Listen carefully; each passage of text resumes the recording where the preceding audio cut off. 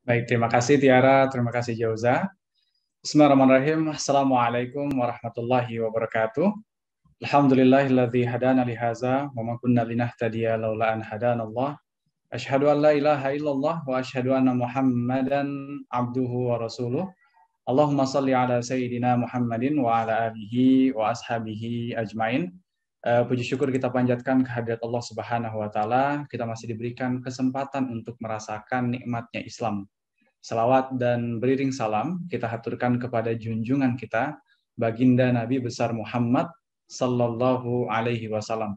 Semoga kita semua yang ada di sini pada hari ini termasuk menjadi pengikut Rasulullah yang mendapatkan syafaat Rasulullah di hari akhirat nanti. Amin ya Rabbal Alamin.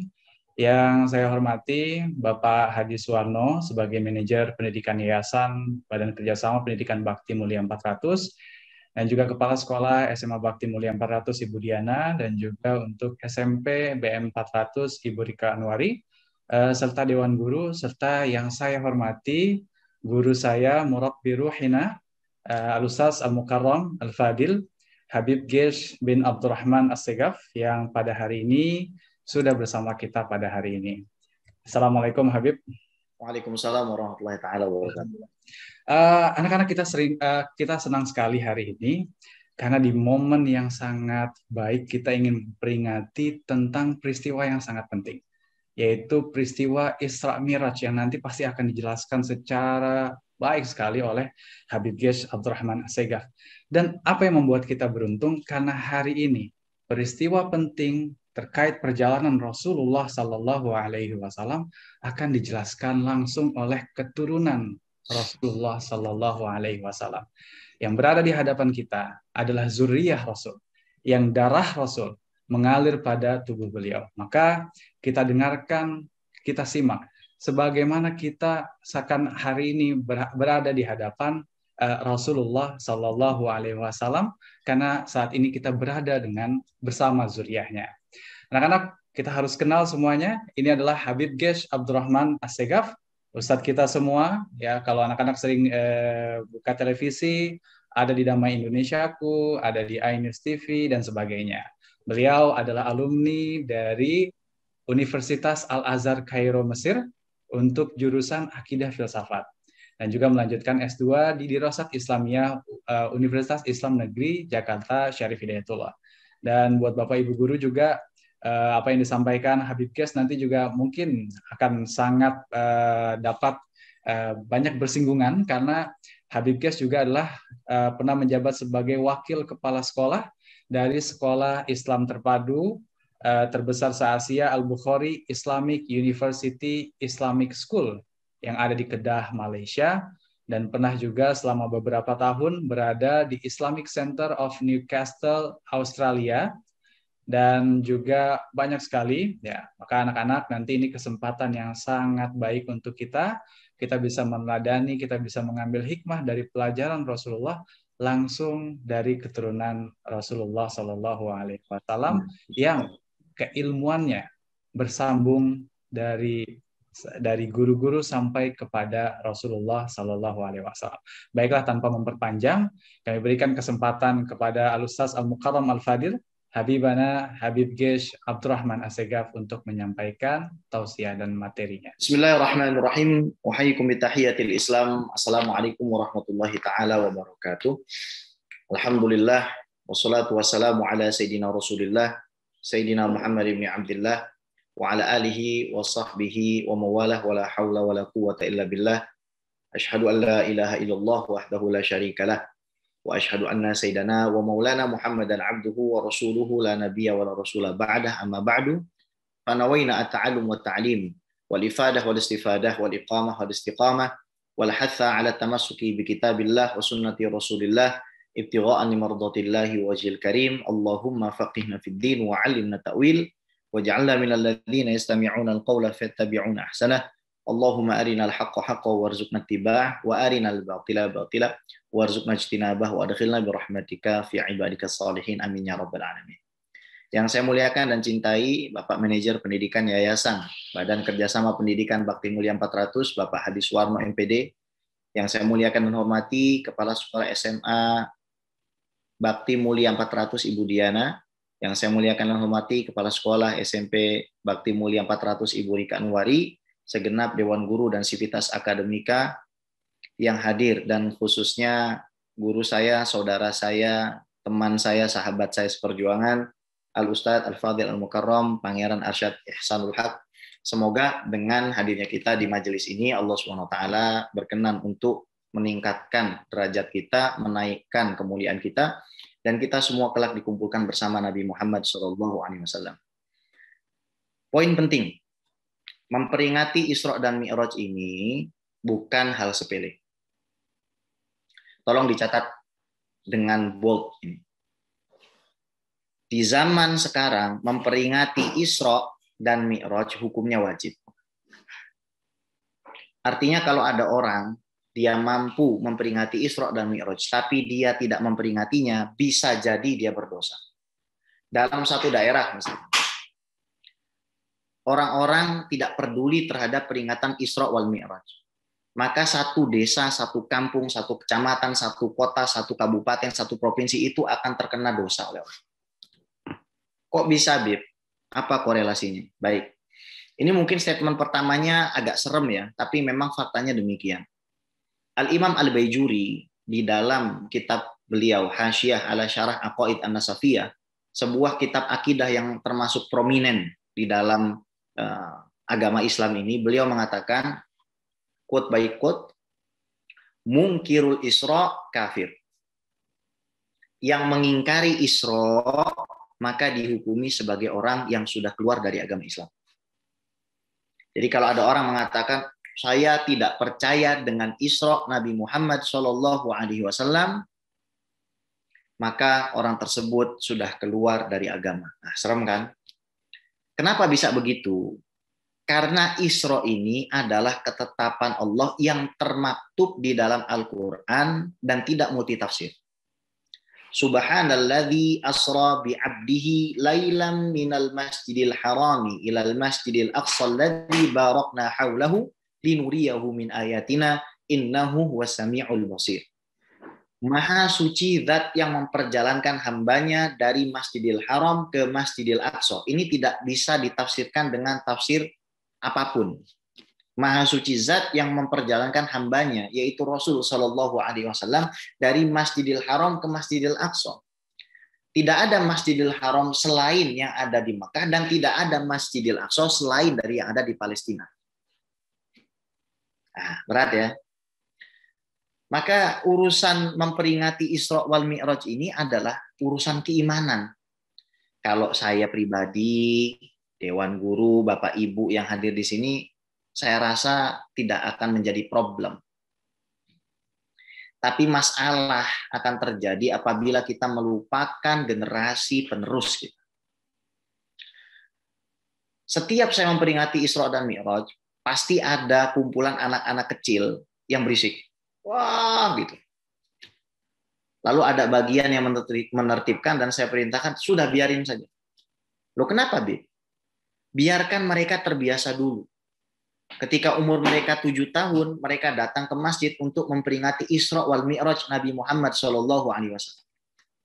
Nanti tahun depannya lagi begitu, tahun depannya lagi begitu, sampai akhirnya terpatri di dalam jiwanya bahwasanya Isra dan Mi'raj itu adalah bagian dari agama. Maka sangat berbahaya, saya katakan, pemahaman yang mengatakan bahwa peringatan-peringatan semacam ini adalah inovasi yang tercela dalam agama. Ini pemikiran yang sangat bahaya. Ini kontraproduktif, anak-anakku sekalian yang saya cintai. Agama kita tidak melarang inovasi dalam hal yang baik. Yang dilarang oleh agama kita adalah inovasi yang keluar dari koridornya Nabi Muhammad SAW. Dan kita hidup di zaman di mana anak-anak itu lebih kenal dengan perkembangan artis ibu kota ketimbang apa yang terjadi dari timeline kehidupan Nabi Muhammad SAW. Ini satu hal yang tidak boleh kita pandang sebelah mata. Karena orang beriman tidak boleh mau masuk surga sendirian. Orang beriman harus punya kecintaan terhadap lingkungan dan saudaranya. Maka siapapun yang bergerak di dalam institusi pendidikan, saya yakin 1000%. Kalau dia ikhlas, dia pasti kelak akan dijemput oleh Nabi Muhammad SAW. Mohon maaf, anak-anakku sekalian, jangan sampai kalian tidak menghargai guru kalian. Jangan sampai. Nabi Muhammad SAW itu makhluk Allah yang paling mulia, tapi tetap rendah hati di hadapan malaikat Jibril. Kenapa? Karena malaikat Jibril itu gurunya. Kalau Nabi yang keringatnya saja wangi lebih harum daripada minyak misik, begitu rendah hati di hadapan gurunya, yang mohon maaf, statusnya di bawah Nabi Muhammad. Malaikat Jibril itu ya mohon maaf, nggak ada apa-apanya sama Nabi Muhammad. Tapi betapa rendah hatinya Nabi belajar dari malaikat Jibril. Itu poin penting. Jadi kalau ada seorang guru di institusi manapun, apalagi sampai mengajarkan ilmu agama atau mengaitkan ilmu umum dengan ilmu agama, karena saya teringat perkataan Syekh Ali Jum'ah, terkadang manusia itu mempelajari ilmu kedokteran, mempelajari ilmu fisika, kimia, sampai satu titik di mana akhirnya dia mengatakan, ya Allah ternyata semua ilmu ini mengantarkan kepada dirimu. Itu orang yang sangat dimuliakan Allah. Nah, ibu-ibu yang ada di sini, bapak-bapak sekalian Dewan Guru, tugas kita adalah mengorelasikan materi tersebut dengan Allah. Sepanjang kita tetap pada koridornya, tentu saja dengan menghargai perbedaan yang ada di lingkungan sekolah. Sementara orang yang mengingkari Mi'raj tidak dihukumi sebagai orang yang keluar dari agama. Karena Isra dan Mi'raj ini peristiwanya berbeda. Isra itu peristiwa yang sifatnya horizontal. Dari Masjidil Haram ke Masjidil Aqsa. Horizontalnya. Beda. Dalilnya Quran. Kalau Mi'raj itu peristiwa yang sifatnya vertikal. Dari Masjidil Aqsa ke Sidratul Muntaha tembus ke atas. Ini peristiwa yang tidak diabadikan di dalam Al-Quran. Makanya Imam Bajuri mengatakan, Munkirul Mi'raj mubtadi'un fasiq. Orang yang mengingkari Mi'raj Nabi ke atas, dia bukan orang kafir, tapi seorang ahli bid'ah yang fasik, dosa besar. Perma ahli bid'ah ini menjadi case yang cukup sensitif di zaman ini, anak-anak. Karena kalau kita salah pilih pengajian, salah pilih guru, maka kita akan terbentuk menjadi seseorang yang punya rasa antipati yang tidak perlu. Punya rasa kekhawatiran yang tidak relevan, dan pada akhirnya kita menjadi alien di tengah masyarakat. Saya tidak ingin melebar ke sana. Saya ingin kita fokus membahas tentang Isra wal Mi'raj. Dan saya yakin 1 jam ke depan, bahkan belum sampai Masjidil Aqsa, sudah bubar pengajian ini. Saking banyaknya cerita dan kisah yang ada. Saking banyaknya pelajaran yang bisa kita ambil. Bahkan sebelum Isra ini selesai kita bahas, waktu kita sudah habis. Biasanya seperti itu. Nah baik. Kita sudah mengetahui berarti, oh iya, kalau misalkan saya senang dengan hari besar Islam, itu termasuk bagian dari ketakwaan saya. Allah yang mengatakan, "Dzalika wa may yu'adzim sya'airallah fa innaha min taqwal qulub." Ketahuilah bahwasannya orang-orang yang memuliakan syiar Allah, maka termasuk orang-orang yang insya Allah akan disayang sama Rasulullah SAW dan dapat syafaatnya. Anda memuliakan syiarnya. Apalagi bulan Sya'ban, nanti ada nisfu Sya'ban, perpindahan kiblat. Asik nih, ada apa lagi nih? Peristiwa besar Islam apa lagi nih ya yang harus diperingatin? Kita anak-anak nih harus inovatif. Ngomong sama Dewan Gurunya, kita pengen bikin peringatan ini, mengadakan acara-acara semacam ini. Nanti mau masuk bulan Ramadan. Jadi yang saya ingin tegaskan sebelum kita mulai membahas secara detail adalah ini adalah perbuatan mulia dan nggak bisa kita sepelekan. Di sini ada berapa ini? Ada 256. Oke, mungkin ada 56 guru dan 200 siswa. 200 siswa ini harus kita semangati supaya mereka itu bangga. This is my identity. I'm a Muslim and I'm proud of it. Saya bangga jadi orang Islam. Ana aftakhiru bi islami. Saya bangga dengan keislaman. Ini identitas saya. Bangga bukan berarti sombong. Bangga itu tetap rendah hati. Tapi ketika berbicara masalah agama, timbul perasaan dari dalam jiwa ini yang sangat sulit untuk dideskripsikan. Bicara tentang agama ini harus timbul dari dalam jiwa yang betul-betul mencintai kampung. Nah, untuk sampai ke sana, untuk sampai kepada perasaan penuntun batin kalian, untuk sampai kepada tingkatan seperti itu. Tingkatan di mana tidak bisa lepas dari kerinduan kepada Allah dan Rasulullah SAW. Amin ya rabbal alamin. Oke, sekarang Isra dan Mi'raj itu motifnya apa? Pasti kebanyakan dari kita pasti bilang, wah sholat Bib, fine, betul. Sampai-sampai orang kafir nanti di neraka sakor nanya gitu kepada orang beriman yang KTP-nya Islam tapi masuk neraka, masalah kekum fi sakor. Wah, antum semua kan orang beriman ya, tapi kenapa ya masuk ke dalam neraka? Jawabannya apa? Lam naku minal musholin. Oh, kami nggak sholat. Hati ya. Jadi sholat 5 waktu itu adalah sangat utama kalau antum mau masuk surga. Tapi ada hal penting yang saya ingin relasikan di sini yang jarang dibahas orang. Disinilah relasinya keluarga dengan Isra dan Mi'raj. Kehidupan berkeluarga. Baik. Pertama Abu Thalib. Abu Thalib ini paman Nabi, anak dari Abdul Muttalib. Abu Thalib ini ada 3 pendapat ulama tentang. Pendapat pertama mengatakan beliau itu non-muslim, mati dalam keadaan kafir. Jangan alergi dengan istilah kafir karena kafir itu artinya ingkar. Jadi ada pendapat yang mengatakan seperti itu dengan alasan bahwa seandainya Abu Thalib ini seorang muslim, maka tokoh sentral apa relasi dari Isra dan Mi'raj dengan hubungan keluarga. Tadi kita sampai kepada Abu Thalib. Abu Thalib yang pertama dianggap sebagai orang yang non-muslim. Baik, jadi kalau ada orang mengatakan Abu Thalib itu masuk neraka, nggak ada masalah. Itu perdebatan di kalangan para ulama yang harus kita maklumi. Karena masing-masing punya landasan argumentasi. Kemudian yang kedua, menganggap kalau Abu Thalib itu selamat. Karena ada riwayat dari Abdullah ibnu Abbas, dari Said Abbas, ayah beliau mengatakan, Ya Muhammadu innahu qorqala kalimatan amartana biha. Wahai Muhammad, sesungguhnya Abu Thalib sudah mengatakan 2 kalimat yang engkau perintahkan kami mengucapkannya. Yakni la ilaha illallah Muhammadur Rasulullah. Jadi dianggap muslim. Yang ketiga, Abu Thalib tidak dihukumi kafir atau tidak dihukumi muslim, tapi dipasrahkan hukumnya kepada Allah Subhanahu wa taala. Nah, Anda bebas mau berpendapat seperti apa di dalam hal ini. Dan ini melatih kita juga supaya di dalam berwacana, di dalam ruang akademis, kita tidak boleh cepat-cepat mengambil vonis. Ya, para ulama kita mengajarkan apabila seseorang memiliki dalil yang kuat, maka kita diminta untuk memaklumi hal tersebut. Ini satu pelajaran. Artinya Allah Subhanahu wa taala ingin menghibur Nabi Muhammad SAW karena kehilangan figur yang membelanya. Kalau tidak ada Abu Thalib, mungkin Nabi Muhammad SAW sudah dibunuh berkali-kali oleh kaum kafir Quraisy. Nah, yang menarik adalah tentang Siti Khadijatul Kubra ini. Di sini saya lihat banyak akhwat juga dari anak-anak ya. Dan Siti Khadijah ini kalau saya disuruh mendeskripsikan seperti apa beliau adalah ulama pertama setelah diutusnya Nabi Muhammad SAW dari kalangan perempuan. Karena Siti Khadijah kalau bicara selalu pakai dalil. Bahkan Siti Khadijah sudah berdalil sebelum Al-Quran itu memberikan dalilnya. Kok bisa, Bib? Gimana ceritanya?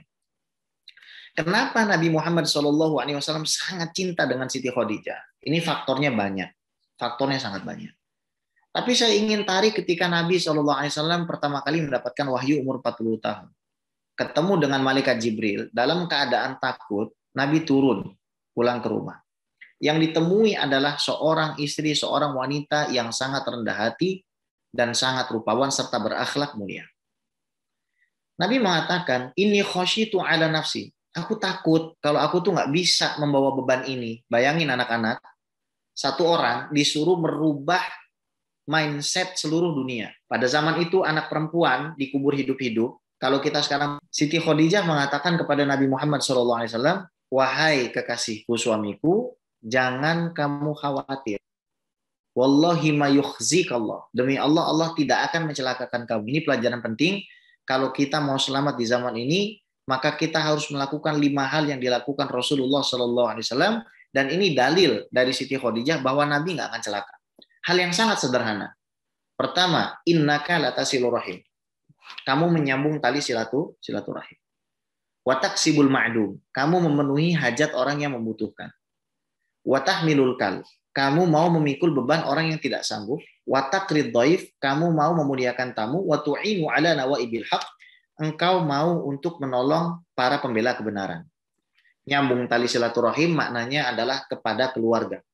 Anak-anak jangan sepelekan menanyakan kabar paman, bibi.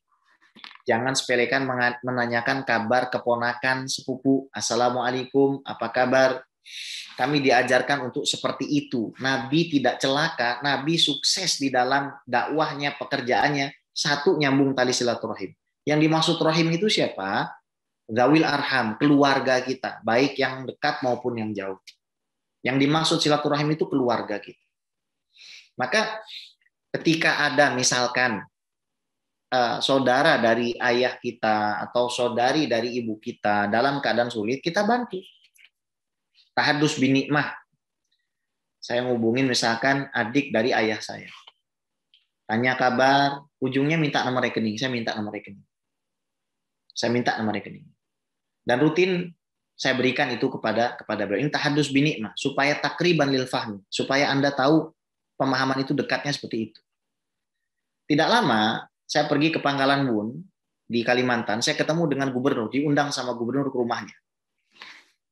Saya sedang baca Wirdus Shoghirnya Syekh Abu Bakar bin Salim bersama para ulama, dan utusan gubernur itu datang. Lalu saya katakan, kalau mau gubernurnya saja datang ke sini ikut wiridan. Saya tidak mau meninggalkan majelis ini untuk datang ke sana. Saya akan ke sana kalau majelisnya sudah selesai. Lalu akhirnya majelisnya selesai, kami pergi ke rumah beliau. Setelah ditunggu beliau turun, ngobrol. Dan beliau ini termasuk orang yang cukup berjasa mendatangkan para habaib keturunan Nabi Muhammad SAW, termasuk Sidil Habib Umar pergi ke Kalimantan. Tapi di situ saya nasihati terus beliau. Antum kalau caranya seperti ini, memuliakan para ulama, memuliakan para habaib, insya Allah antum akan dimuliakan. Yang penting antum jaga etika, jaga adab. Itu saya bicara seperti itu di depan ulama dan di depan sekretarisnya. Lalu sekretarisnya nggak terima, dia mengatakan, Bib, mohon maaf Bib, kalau beliau ini masalah adab dan etika, saya rasa nggak perlu diajari. Loh kenapa? Beliau adalah orang yang selalu mencium kaki kedua orang tuanya, baik di dalam rumah maupun di luar rumah. Kalau ketemu sama ibunya, ayahnya di swalayan, ketemu ayahnya, ibunya di kantor gubernur, pasti dicium kaki orang tuanya itu. Lalu saya tanya, orang tua itu masih hidup? Masih. Yang mana yang masih? Yang ibu, umurnya 87 tahun. Akhirnya kami diajak ke rumahnya. Masuk ke dalam kamarnya. Saya minta doa sama ibunya. Bu, tolong doakan saya. Beliau mengatakan, Habib yang pandai berdoa. Saya nggak pandai berdoa. Enggak, Bu. Ibu orang yang sudah dituakan, ibu adalah tawanannya Allah. Ibu adalah orang yang pasti dirahmati Allah. Sementara saya seorang pendosa. Doakan saya, Bu. Didoakan saya. Setelah saya keluar dari kamar itu, gubernurnya kasih amplop. Gubernurnya memberikan saya amplop. Biasanya, saya 3 hari di situ, nggak ada yang saya terima. Misalkan saya makan di mana gitu, yang punya restoran kasih saya amplop, terus saya terima, saya bilang, ini kakek saya Rasulullah sudah senang ya, Bu, terima kasih Bu, saya kasih ke ibu lagi, Bu, tolong traktirin orang-orang nanti hari Jumat pakai uang ini ya Bu ya. Udah, saya gitu terus, saya kasih. Saya terima, saya balikin. Tapi dari gubernur ini, sangat tipis sekali saya terima. Saya bilang sama beliau, Pak, dari kemarin ini saya dikasih amplop, saya nggak terima. Tapi ini saya curiga nih, saya ada yang mengilhamkan suruh terima, saya ambil. Sampai saya di rumah singgah, saya penasaran kan, saya buka itu amplopnya. Ya Allah, isinya 1010 lembar. Berarti berapa? 10.000. Tapi 10.000 dolar. Berarti berapa itu? 100 juta lebih. Ya alhamdulillah. Tanamkan dari sekarang itu kayak Nabi gitu loh. Saya hidup itu juga untuk mengurusi keluarga. Insya Allah antum akan diurusi sama Allah. Terus Nabi apa? Suka memuliakan, membantu orang yang membutuhkan. Nabi suka juga memikul barang orang yang tidak kuat memikulnya. Ya, ini sebenarnya panjang kisah ini ya. Saya ingin meng-highlight bahwasanya Siti Khadijah itu adalah figur yang sangat penting dalam hidup Nabi. Nah, bagi ibu-ibu di sini, bagi adik-adikku sekalian yang kelak akan menjadi istri, pertanyaannya, kenapa kok Nabi SAW setia sekali untuk tetap bersama Siti Khadijah, tidak katakanlah menikah lagi, sementara beliau itu adalah orang yang sangat digandrungi dan diinginkan oleh seluruh perempuan pada masa itu. Bagaimana sebenarnya sikap Siti Khadijah sebagai seorang istri? Kok sampai Nabi di Isra Mi'rajkan untuk dihibur karena kehilangan Siti Khadijah? Saya tidak akan mengulangi kalimat ini, tolong didengarkan baik-baik karena waktu kita terbatas. Kehidupan rumah tangga Nabi Muhammad SAW dengan Siti Khadijah adalah kehidupan seorang suami yang tidak pernah meminta. Karena sebelum meminta, apa yang diinginkan sudah tersedia. Misal, Nabi merasa haus, Nabi tidak pernah ngomong, tolong ambilkan minum. Itu Siti Khadijah sudah datang bawa minum. Nabi lapar, Nabi tidak pernah mengatakan, saya lapar, tolong bawakan makanan. Itu makanan sudah disediakan. Nabi sedih, belum sempat ngomong saya ini sedih, Siti Khadijah sudah memeluk Rasul. Sekarang saya tanya kepada bapak-bapak sekalian, Pak, bagaimana perasaan Anda kalau ditinggalkan seorang istri yang Anda tidak pernah meminta sama sekali kepadanya seumur pernikahan Anda, karena semuanya sudah tersedia. Bagaimana perasaan Anda ditinggalkan orang seperti itu? Yang Anda diam saja, Anda lapar belum ngomong, makanan ada, disediakan. Tidak pernah ada permintaan dari Anda, tuntutan Anda kepada perempuan tersebut, karena semuanya sudah disediakan olehnya. Tiba-tiba Anda ditinggalkan orang. Dari awal Anda diutus menjadi seorang Rasul, berat bebannya, dia ada di samping Anda, dia support Anda, tiba-tiba Anda ditinggalkan oleh orang seperti itu. Coba bayangkan secara psikologis, bebannya Nabi itu sangat berat. Jadilah kalian semua kelak anak-anakku wanita yang seperti itu. Baik. Di mana posisi Nabi waktu itu? Ada banyak riwayat, namun saya ingin mengambil angle bahwasanya beliau ada di Hijr Ismail, dekat Hijr Ismail. Beliau dijemput 3 malaikat. Malaikat Jibril, Mikail, Israfil. Kalau kita mentok-mentok yang jemput Israel. Kalau Nabi temannya banyak itu. Jibril, Mikail. Nabi dibawa ke arah sumur Zam-Zam yang letaknya kurang lebih 10 meter dari Hajar Aswad. Itu sumur Zam-Zam pertama kali, disitulah letaknya sekitar situ. Lalu dibelah dada Nabi. Pembelahan dada Nabi Muhammad SAW ini terjadi 4 kali. Pertama, umur beliau 4 tahun. Kedua, umur beliau 10 tahun. Ketiga, umur beliau 40 tahun pada saat diangkat jadi Nabi dan Rasul. Yang kelima, pada saat umur beliau 50 tahun, Isra dan Mi'raj. 27 Rajab. Pertanyaannya, kenapa ada orang yang cuci darah, misalkan, tapi tetap saja kelakuannya tidak bersih? Apakah lantas gara-gara Nabi itu dicuci fisiknya, kelakuannya menjadi suci dan murni? Bukankah ini mengindikasikan bahwasanya hal tersebut adalah sifatnya maknawi saja? Berarti yang dibedah itu bukan tubuhnya, tapi hanya kiasan saja. Itu tidak benar. Pembedahan tubuh Nabi terjadi secara real. Maka daripada itu ada seorang anak, ketika Nabi umur 4 tahun dibedah, darahnya tercecer kemana-mana, anak itu lari ke kampung dan mengatakan innahum qatalu Muhammad, dan innahum qatalu Muhammad, Muhammad sudah terbunuh. Maknanya Allah ingin menunjukkan bahwasanya Muhammad SAW bukan insan biasa. Di zaman belum ada anestesi untuk disuntikan supaya kita bisa dioperasi tanpa merasakan rasa sakit, Muhammad yang sudah dibedah, dikembalikan dadanya, diutuhkan kembali, darahnya berceceran di mana-mana, tapi tetap sehat walafiat. Ini membuktikan daripada mukjizat Nabi Muhammad Shallallahu Alaihi Wasallam. Lalu setelah itu Nabi ditutup dan diajak ke satu daerah. Nah di situ ada buraq. Buraq ini adalah kendaraan berbentuk seperti kuda, punya sayap. Tingginya dideskripsikan di dalam hadis seperti bagol. Bagol itu adalah hybrid, kawin silang antara kuda dengan keledai. Kalau kuda tingginya kurang lebih segini, keledai itu segini, maka dikawin silangkan kuda dan keledai jadi di sini. Nah, itu tingginya buraq segitu. Awal Nabi mau naik buraq, buraq ini goyang, nggak mau gitu. Karena nggak tahu bahwasanya yang mau naik adalah Nabi Muhammad SAW. Jadi goyang dia goyang. Lalu malaikat Jibril membisikkan kepada buraq, buraq, kamu tahu nggak siapa yang mau naik ini? Nggak tahu, geleng dia kan. Terus kata malaikat Jibril, ini adalah Sayyidul Awwalin wal Akhirin, Khatamun Nabiyyin, Sayyidul Qaunain wa Tsaqalain. Ini adalah tuannya para nabi dan rasul. Ini tuannya manusia. Ini adalah penghulu surga. Ini adalah Muhammad SAW. Buraq langsung keringetan. Warna kulitnya berubah, pucat buraq. Karena sudah tahu berbuat salah, tidak memuliakan orang yang seharusnya dimuliakan. Catatan anak-anak, Nabi mengatakan angzilun nas manazilahum, perlakukan orang sesuai dengan porsinya.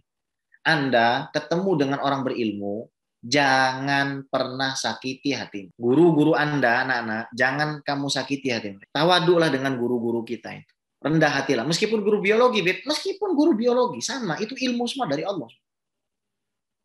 Penghormatanmu kepada gurumu itu menentukan keberkahanmu di masa depan. Takzimmu kepada gurumu, hormatmu kepada gurumu, mengurusinya kamu hajat-hajat gurumu, itu menentukan keberhasilan kamu di masa depan. Ketemu sama orang berilmu, hormati, muliakan. Ini saya cerita untuk membandingkan saja, supaya bisa anak-anak ini membayangkan bahwasanya ada kehidupan seperti ini. Kami waktu di pesantren itu tidak berani untuk menatap kepada wajah guru kami saat mereka melihat ke arah kami. Waktu kami di Al-Azhar seperti itu. Kami memandanginya dengan penuh perasaan cinta, tapi ketika beliau memandang kepada kami, kami akan tundukkan kepala kami karena kami takut beliau melihat sesuatu yang tidak disukai dari diri kami. Rendah hatilah nak di hadapan gurumu nak. Meskipun kamu anak presiden, meskipun kamu tapi kalau sudah masuk sekolah sudah nak, sudah buang semua itu. Kamu masuk sekolah, tawaduklah kamu di hadapan gurumu. Maka Allah akan angkat derajat kamu. Kemudian Nabi naik, cepat gitu kan. Akhirnya Nabi ngelihat begitu banyak pohon kurma dan kata malaikat Jibril, ya Muhammad sholli, wahai Muhammad sholat. Nabi sholat. Pertanyaannya sholat apa? Jawabannya adalah sholat malam. Karena sholat 5 waktu pada waktu itu belum disyariat. Kemudian Nabi sholat 2 rakaat. Setelah itu Nabi bertanya, ya Jibril, di mana saya sholat? Maka malaikat Jibril mengatakan, sholaita fit Thayyibah. Kamu sholat di Thayyibah yaitu Madinah. Setelah sedih nih, di boikot kaum kafir Quraisy, banyak anggota keluarganya meninggal. Ya kan? Nabi langsung dihubur, dibayar kontan, ditunjukkan tempat di mana Nabi akan hijrah dan mukim di situ, Madinah.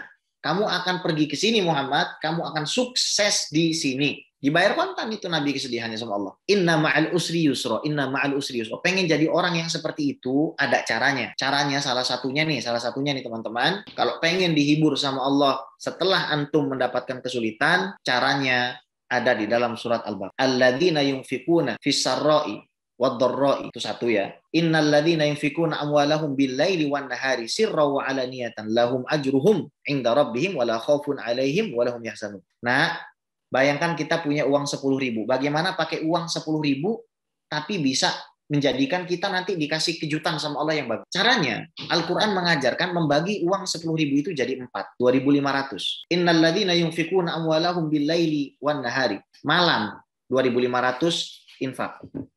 Wan nahari, siang 2.500 infak. Sirron, dalam keadaan sembunyi-sembunyi orang nggak tahu infak. Wa alaniyatan, dalam keadaan terbuka di depan orang infak. 10.000. Apa kata Allah? Lahum ajruhum inda rabbihim. Mereka pasti akan dikasih pahala luar biasa di sisi Allah. Ya. Wala khaufun alaihim. Mereka tidak akan punya rasa khawatir terhadap masa depan. Mereka akan dicabut dari dalam hatinya rasa gelisah soal pekerjaan, rasa gelisah soal rezeki, rasa gelisah soal jodoh, dicabut gara-gara uang 10.000 itu. Walahum yahzanun, dan mereka akan dicabut dari dalam hatinya perasaan sedih terhadap kesalahan masa lalu mereka. Modalnya berapa nak? 10.000 dibagi 4. Ini Al-Quran yang punya. Taib. Nabi jalan lagi tuh. Nabi jalan, akhirnya Nabi mencium bau harum. Ini bau harum apa? Oh, ini rupanya bau harum tulang belulangnya Siti Masyitoh. Masyitoh itu bukan nama sebenarnya, karena Masyitoh itu bahasa Arab yang artinya tukang sisir. Sementara di zaman Fir'aun, bangsa Arab itu belum bisa dikatakan belum eksis. Ya. Di zaman Fir'aun yang ada di situ adalah bangsa Ibrani dan Koptik. Sedangkan bahasa Ibrani tidak mungkin Masyitoh. Nah, Siti Masyitoh ini ketika lagi nyisirin anaknya Fir'aun, sisirnya jatuh. Plok. Reaksi Masyitoh ini luar biasa. Apa katanya? Bismillah halaka Fir'aun. Dengan nama Allah, celakalah Fir'aun. Kita lagi nyisirin anak bos, sisirnya jatuh, kita bilang, Bismillah, ayahmu celaka. Kira-kira anak bosnya bagaimana? Anak bosnya otomatis mengadukan kepada ayahnya. Kata Fir'aun, Masyitoh, awalaki rabban ghairi, apakah kamu punya Tuhan selain saya? Maka Masyitoh dengan tenang menjawab apa? Ini wanita pemberani. Wahai kaum perempuan, simaklah kisah ini, bawalah sampai ke liang kuburmu. Supaya kamu jadi wanita yang selamat. Apa kata Masyitoh di depan Fir'aun? Fir'aun itu bukan preman. Fir'aun itu adalah orang yang tega menyembelih seluruh perempuan yang sedang hamil dari kalangan Bani Israel dan anak-anak lelaki. Itu Fir'aun. Fir'aun itu bukan preman, tapi satu negeri disembelih. Perempuan nih. Masyitoh bilang apa? Rabbuka wa rabbi Allah. Tuhanmu dan Tuhanku itu Allah. Lalu kata Fir'aun, awala tartaddina, tidakkah kamu itu memurtad? Abadan, saya nggak mau murtad. Siap kamu mati? Siap saya mati. Ada permintaan terakhir? Last request saya, tolong kumpulkan tulang belulang saya bersama dengan keluarga. Akhirnya diambilkan kuali yang sangat besar, di situ ditaruh minyak, minyaknya mendidih, disiram air. Disiram air minyak. Bayangkan kalau kita masak, tiba-tiba ada minyak yang kemudian mendidih, kemudian kita siram air. Pasti sangat luar biasa bergejolak. Suaminya masuk duluan, anak sulungnya masuk duluan.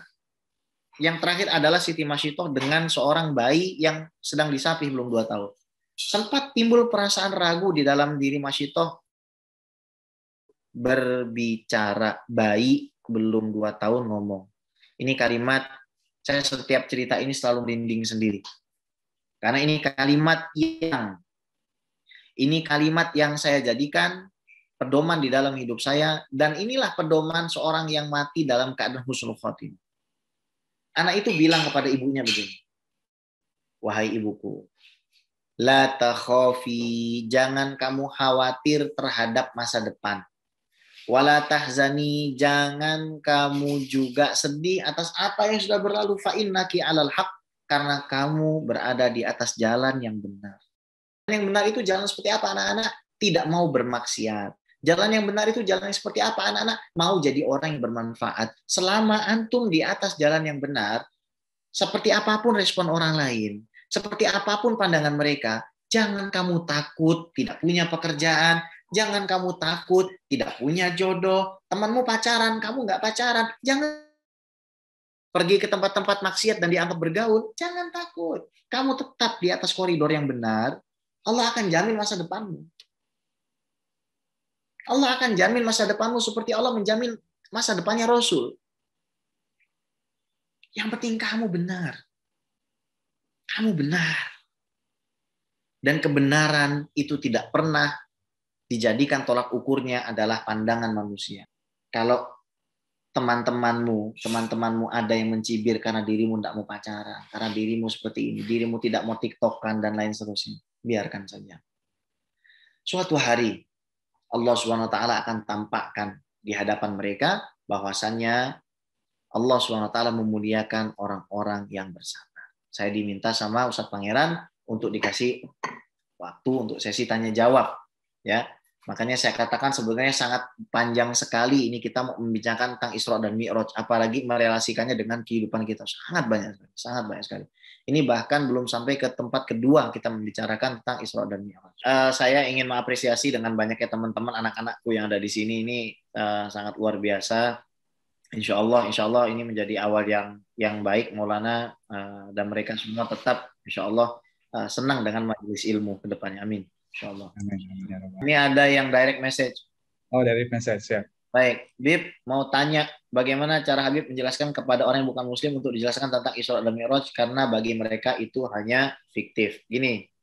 Pertama, kami di dalam menjelaskan tentang kebenaran, apalagi hal yang berkaitan dengan akidah, ada yang disebut dengan khobar mutawatir. Khobar mutawatir. Khobar mutawatir ini artinya sesuatu yang disaksikan atau didengarkan oleh orang yang sangat banyak pada setiap generasi sehingga tidak mungkin terjadi kedustaan. Contoh, Pak Jokowi Presiden RI. Kalau misalkan 100 tahun lagi ada yang mengatakan Pak Jokowi bukan Presiden RI, berarti dia sudah menyalahi khobar mutawatir. Paham ya? Jadi seluruh orang banyak ini tahu bahwasanya Rasul itu memang pernah Isra dan Mi'raj. Bahkan memang pada masa itu ada yang sempat murtad karena dari Masjidil Haram ke Masjidil Aqsa itu 2 bulan. Lalu Nabi mengatakan, saya belum pernah ke Masjidil Aqsa, tapi tiang sebelah sini warnanya hijau, tiang sebelah sini warnanya kuning, atapnya seperti ini, seperti itu. Akhirnya mereka menjadi percaya. Itu kalau kita telisik dari segi keilmuan. Kemudian kalau dilihat dari aspek kemungkinan, sangat mungkin. Kenapa? Satu, misalkan dia bertanya, bagaimana bisa dibedah? Loh, zaman sekarang saja orang bisa membedah tubuh, bisa operasi sana-sini, operasi sesar, lain sebagainya. Kemudian dirapatkan sekali dalam sekejap dan nggak ada masalah. Kenapa menjadi mustahil? Gitu. Kemudian sekarang ada private jet, berarti kan artinya kalau ditingkatkan kualitas dari private jet tersebut, bisa saja sangat mungkin sekali. Gitu. Kemudian astronot, dia punya perlengkapan baju, dikasih perlengkapan baju, bisa keluar angkasa, nggak kena pressure, nggak kena tekanan orang diving juga seperti itu, nggak kena pressure, dia punya kapal selam segala macam. Maka sangat mungkin sekali Tuhan memberikan kekuatan fisik Nabi untuk ascend ke langit tanpa merasakan daripada tekanan gravitasi, sempitnya atmosfer, dan lain sebagainya. Gitu cara kita menjelaskan gitu. Ya, kembalinya akhirnya kepada keyakinan aja. Kenapa itu kamu katakan fiktif gitu? Itu nggak fiktif. Tidak bisa dikatakan fiktif. Kenapa? Karena pada masa ini, ya, karena pada masa ini semua yang dilakukan Nabi terkesan sangat mungkin.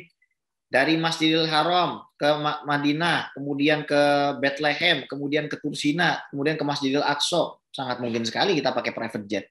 Kalau kamu sekarang pakai private jet, kemudian kamu terbang ke masa lalu, kamu masuk ke time machine-nya Doraemon, mungkin orang zaman dulu juga menganggap kamu pembual. Mana mungkin kamu bisa dari Jakarta pergi ke Surabaya dalam waktu 1 jam. Orang zaman dulu pasti akan mengatakan kamu this is madness.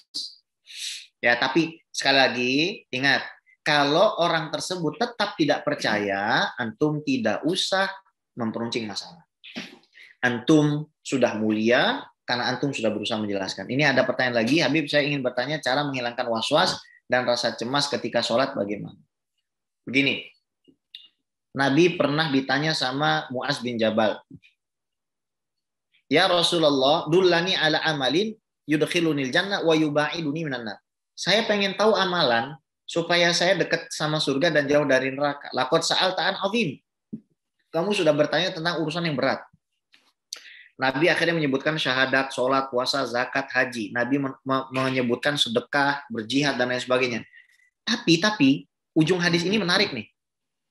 Awala adulluka bimilaki dzalika. Mau nggak kamu saya kasih tahu apa yang bisa mengontrol syahadatmu, apa yang bisa mengontrol tubuhmu, apa yang bisa mengontrol tanganmu, kakimu? Nabi pegang lidah. Kufa alaika hadza. Lidah. Siapa yang bisa kontrol lidahnya, dia akan kontrol seluruh tubuhnya. Siapa yang tidak bisa kontrol lidahnya, dia nggak bisa kontrol seluruh tubuhnya. Bib, gimana cara ngontrol lidah? Wadhkurisma rabbika, sebut nama Tuhanmu banyak-banyak. Jadi kayak misalkan nih saya dengan istri saya nih, dalam keadaan habis olahraga, kayak tadi pagi kita habis olahraga, habis jogging, pulang, makan bubur ayam, kita mandi bersih-bersih, setelah itu kita duduk, tiba-tiba saya mengatakan begini, momen-momen di mana seolah-olah kita nggak ada kegiatan begini, ini momen-momen di mana setan akan masuk. Maka Umi harus pegang tasbih, Abi pegang tasbih. Baca apa? Sebut nama Allah yang banyak. Allah, Allah, Allah, Allah, Allah, Allah, Allah, Allah, Allah, Allah, Allah, Allah, Allah, Allah, Allah, Allah. Terus sebut kayak gitu. Allah, Allah, Allah, Allah, Allah, Allah, Allah, Allah, Allah, Allah, Allah, Allah, Allah, Allah, Allah. Bib, ada yang mengatakan zikir dengan isi mufrad bid'ah, nggak boleh nyebut nama Allah saja.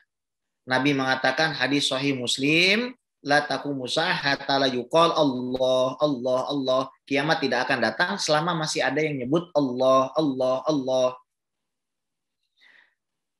Last words ya.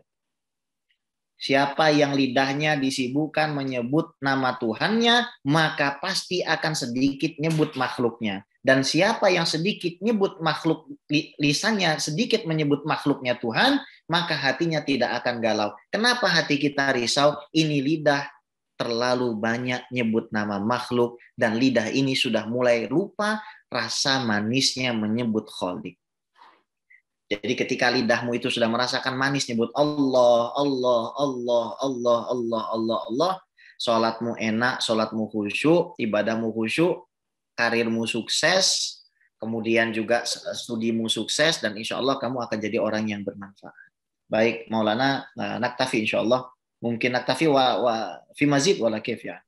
Fi wahid mazid ya salam. Ana fadal. Baik, mungkin ada yang ingin bertanya tadi, mungkin dari perwakilan guru juga ya. Tadi seperti ya Pak Haji ada raise hand. Ya, makasih Ustaz Pangeran. Syukran, kasih. Bib, syukran, luar biasa penjelasannya untuk anak-anak.